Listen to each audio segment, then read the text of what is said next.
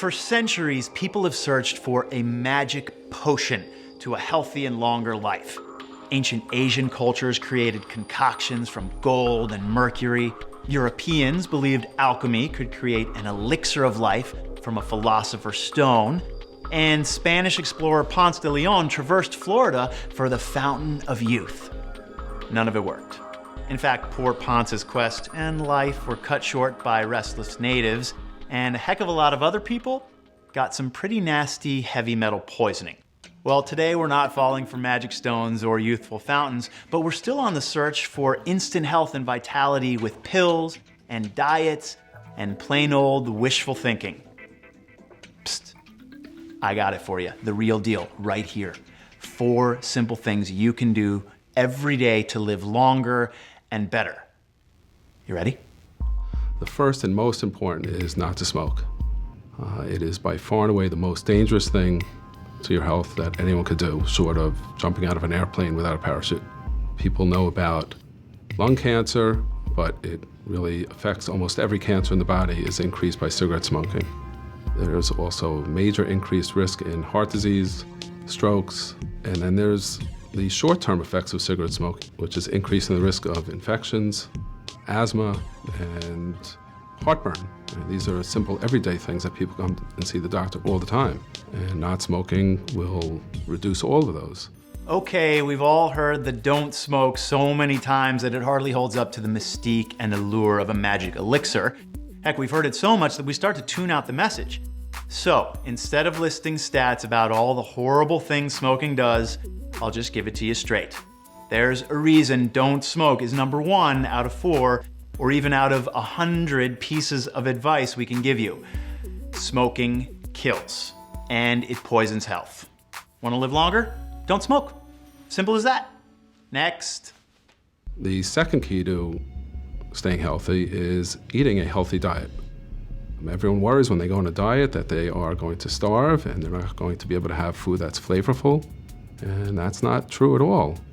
All we have to do is increase the amount of vegetables that we have with meals and fruit, and this will replace a lot of the unhealthy foods. So people could still have their meat, they could still have their starches, their potatoes, but those should be a smaller portion.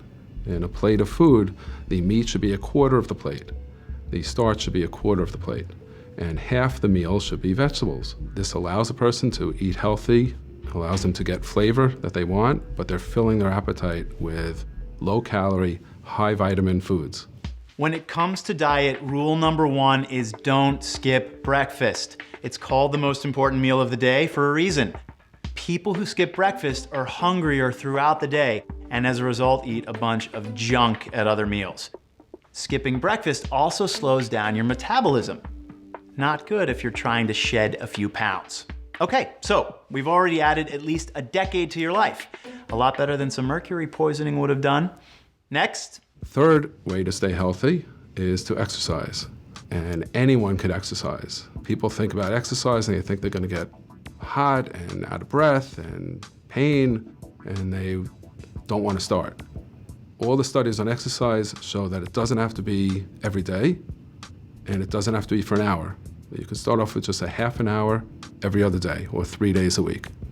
And the intensity is low impact. I'm recommending just walking at a normal pace for a half an hour, 3 days a week. Still can't find half an hour? God bless your busy little soul. We'll try this. Break it up into 3 10-minute intervals and you'll bust out your needed exercise during lunch, while the kids are at soccer practice, and then after dinner. Okay, last but not least on our life-lengthening list, my personal favorite. The fourth key to being healthy is seeing your doctor. Seeing your doctor is important because we prevent illness. We are not there to find an illness. We're not there to treat an illness. We are here as internists to prevent illness. You could think of us as a preventive cardiologist because we prevent heart disease. You could think of us as a preventive oncologist. We prevent cancer. So coming to have a physical examination is not something that should make people feel anxious. This is something people should look forward to because when they leave, they should feel healthier, that they know things are good and healthy. Or if we were to find some risk factors, we could address them to prevent problems from occurring. Worst case scenario is we find something that needs treatment, but we're finding it early when it's treatable. There you go. The secret to immortality, relatively. Okay, so maybe it's not the magic bullet you were all hoping for, and it's not as easy or as fun as bathing in an enchanted fountain. Then again, I'd take half an hour on a treadmill over a tribe of restless natives any day. I'm Dr. Keller Wortham, and you're watching the eHealth Network. See you next time.